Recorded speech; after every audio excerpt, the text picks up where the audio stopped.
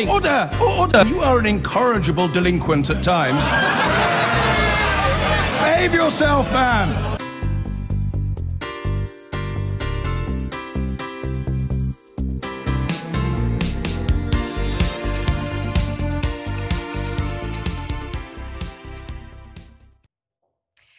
Now, a defiant Donald Trump has insisted he was perfectly within his rights to share facts pertaining to terrorism, he called it, with the Russians.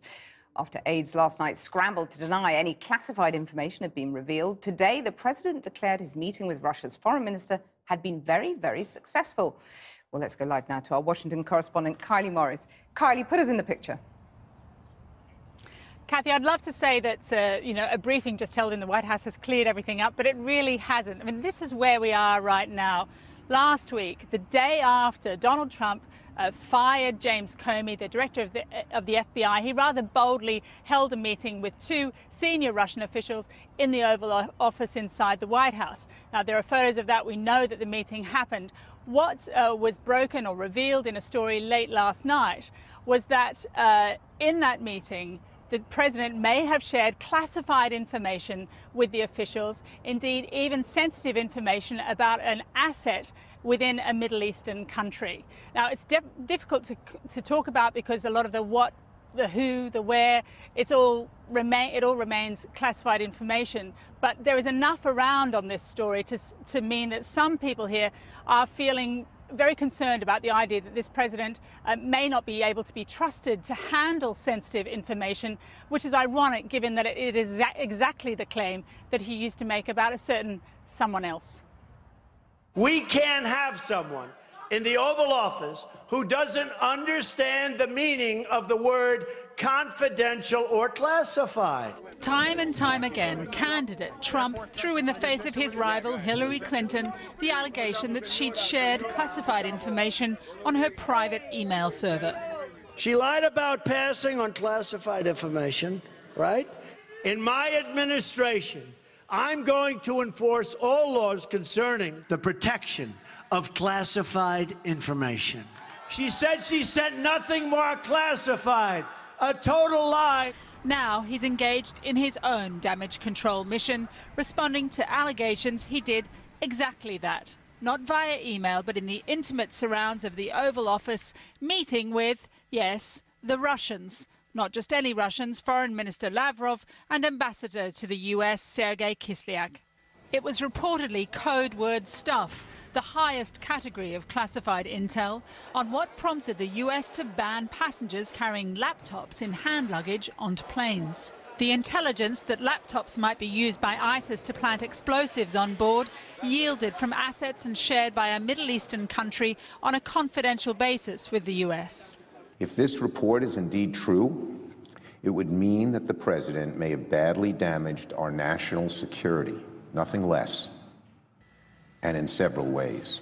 Today, in the president's defense, the national security advisor said Trump hadn't known the source of the information, but he acted in a wholly appropriate manner. We have to work together in some critical areas. And we have an area of cooperation with transnational terrorist organizations, ISIS in particular, an organization that had already taken down a Russian airliner and murdered over 200 people. So this was the context of the conversation in which it was wholly appropriate to share what the threat was. President Trump tweeted in his own defense, "As president, I wanted to share with Russia at an openly scheduled White House meeting, which I have the absolute right to do, facts pertaining to terrorism and airline flight safety. Humanitarian reasons, plus I want Russia to greatly step up their fight against ISIS and terrorism." But on Capitol Hill, Democrats expressed dismay that the president had been reckless and unwise. Let's be clear, Russia is not our ally. They're involved in Syria's brutal civil war in support of Iran and Bashar al-Assad. Any information shared with Lavrov, the foreign minister of Russia, would promptly be shared with Assad and likely allow them to shut down whatever intelligence stream we've been benefiting from to help make America and our allies safer against ISIS attack. President Trump has moved hastily today to change the subject, lunching only moments ago with Turkey's President Erdogan and their respective advisors. Plenty of witnesses to attest whether or not this time he stays on script. There was a short press conference after that meeting in which President Trump declared that he thought that Erdogan and himself were on their way to an unbeatable relationship, which is unlikely, I think you've got to say, given that Erdogan came for one reason, and that was to ask the Americans to stop giving arms to and support to the Kurds in Syria in the fight against the Islamic State, and the Americans are certainly in no mood to do that. I think what's making all of this so much more urgent is the fact that Donald Trump is about to embark on his first major foreign trip. He leaves on Friday. He's going to Saudi, to Israel, to the NATO meeting in Brussels. He might have hoped that he could get away from problems at home, but this latest episode means that it's more likely that those problems will be travelling right along with him. Thanks, Kylie.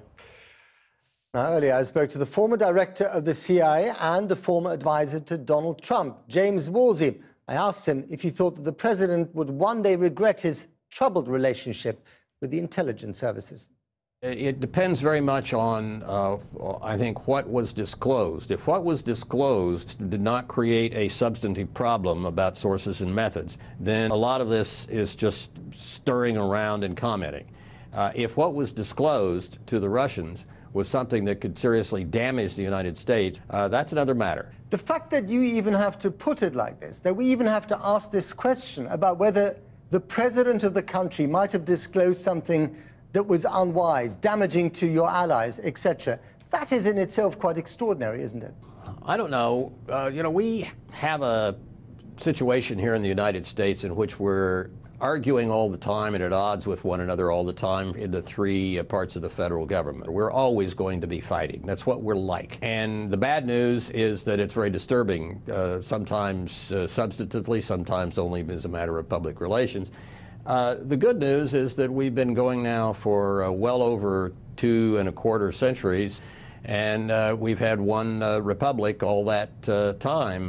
That's not been common sometimes in other countries. So what does the president now need to do in order to resurrect shattered credibility in his relationship between him and the intelligence community? Well, the intelligence community, it's up to them to work with him and within the law to handle investigations and so forth, as he and the Attorney General say. If they don't believe they can do that, if they are ordered to do something that conflicts with their principles, the resolution is to resign. That's the path that a number of people have taken over the years. If you had been in charge of the CIA or indeed the FBI under President Trump, how would you have handled the relationship with him? Director Comey got off on the wrong foot when he started giving press conferences. It's not the Federal Bureau of Informing the Public, it's the Federal Bureau of Investigation. It seems to me once he got started on that, he kept having to have more press conferences and more letters released and ended up in a very tangled situation. Right. On the other hand, he's a distinguished man and has had a distinguished career, so I think there's a real tension there. If the president had asked you, as he asked Mr. Comey, for a vow of loyalty, what would you have said? Well, I'm a private citizen. My loyalty is to the Constitution of the United States, and I think that's what the loyalty ought to be for senior government officials, too. We are not medieval England with you know, the various parts of the Stewart House coming at one another. The personal loyalty is not the way we should operate. It's loyalty to the Constitution. But isn't that the point, that sometimes it does look as if this White House is the court of King Donald? He is asking for personal fealty and loyalty from officials like Mr. Comey, and that is not something that you're supposed to do. Well, if he meant that more or less figuratively, like, will you work with me closely, then no problem. But if he really meant that one was supposed to violate a law or a wise principle in doing what he says, then that's the circumstance in which you are faced with a situation in which you can or should seriously consider retiring. James Woolsey, former director of the CIA. Now, the White House has tonight refused to comment on reports that the highly classified information that President Trump today finally admitted to sharing with the Russian foreign minister and the Russian ambassador had come from Israeli intelligence, after first denying he'd shared anything at all and sending his national security advisor, General H.R. McMaster, out to deny wrongdoing. Today, President Trump said he had an absolute right to do what he did and sent General McMaster out yet again. This time, he came out swinging. No, I stand by my statement that I made yesterday. And what I'm saying is really the premise of that article is false, that in any way the president had a conversation that was inappropriate or that resulted in any kind of lapse in national security. And so I think the real issue, and I think what I'd like to see really debated more, is that our national security has been put at risk by those violating confidentiality. Well, this evening it has been reported by the New York Times that in February, Donald Trump asked the then FBI Director James Comey to end his investigation into Trump's former National Security Director Michael Flynn for alleged connections with Russia. He sacked Comey a week ago. The White House denied this report, but the stream of charges and accusations against the Trump White House seems to be endless. So where does these latest rows leave his relationship with the Republican Party that has thus far been steadily loyal to its man in the White House? Joining me now is Jacob Weisberg of Slate Media Group and Deborah Saunders, who's the White House correspondent for the Las Vegas Review-Journal. Good evening to both of you. Thank you for coming in. On the scale of calamity, Jacob, how does this rank, including the New York Times story tonight?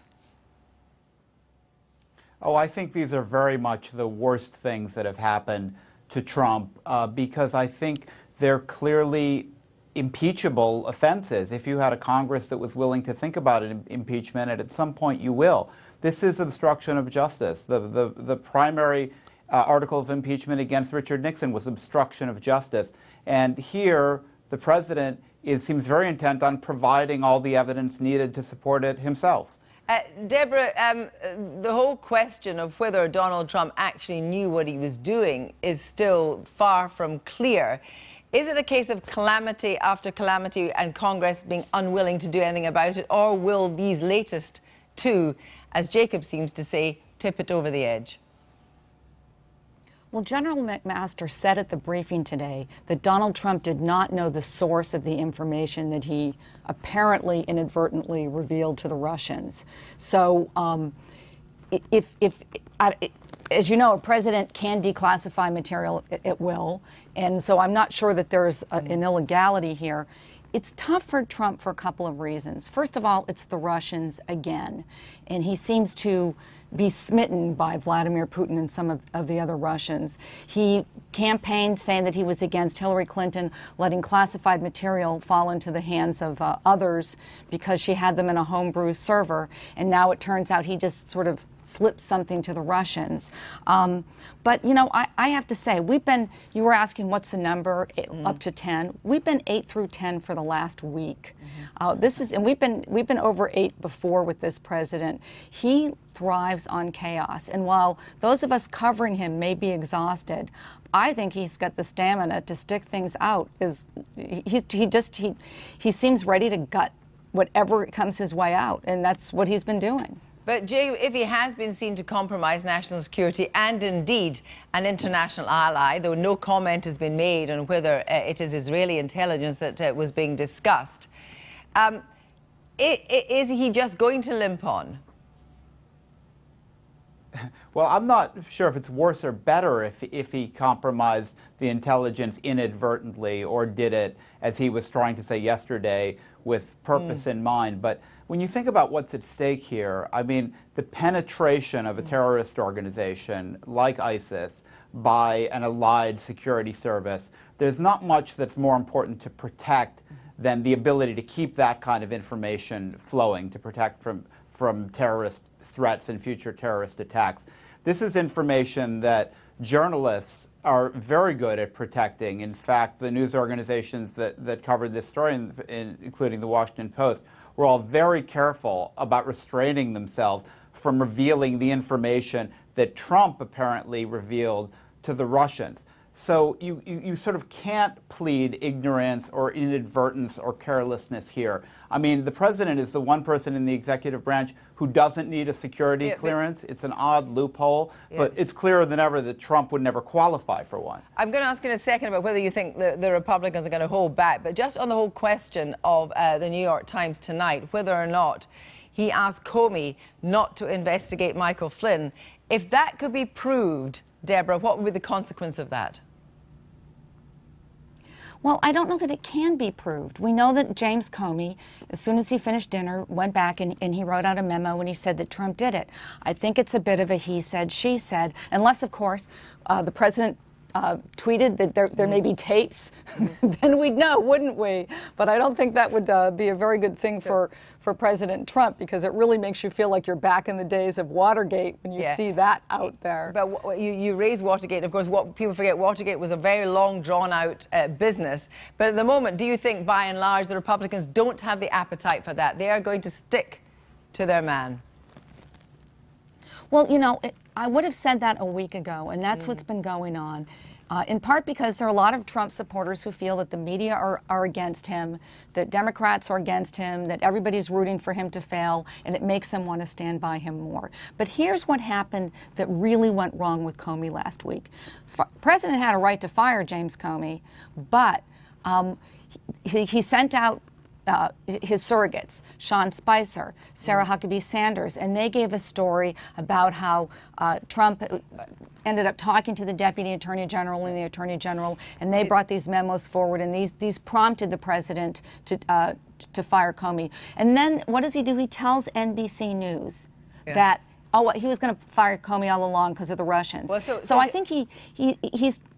So if you're a Republican and you want to take his story and tell it to the world, you know that you can be undercut by him the next day on NBC News. Thank you both very much indeed.